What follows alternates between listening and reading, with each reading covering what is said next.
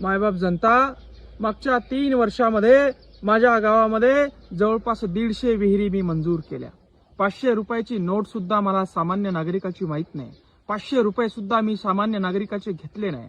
मागच्या 3 वर्षामध्ये 7 ते 8 कोटीचे काम माझ्या गावामध्ये मी केले आणि प्रामाणिकपणे पारदर्शकपणे काम कसं करतात हे या जनतेला दाखवून दिलं.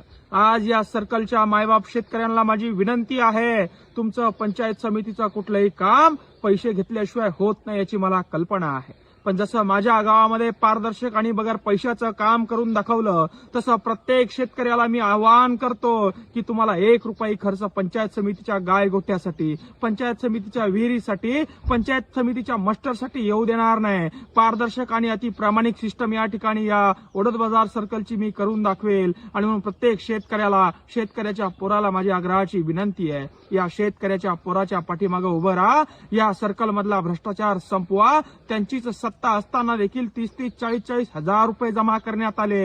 आणि हा जर का भ्रष्टाचार संपवायचा असेल, त्याला एकमेव पर्याय हा मंगेश साबळे हे तुम्हालाही माहिती आहे. म्हणून या ओढत बाजार सर्कलच्या मायबाप जनतेला विनंती करतो की या मंगेश साबळेच्या पाठीमागे उभं राहा. जय जवान, जय किसान.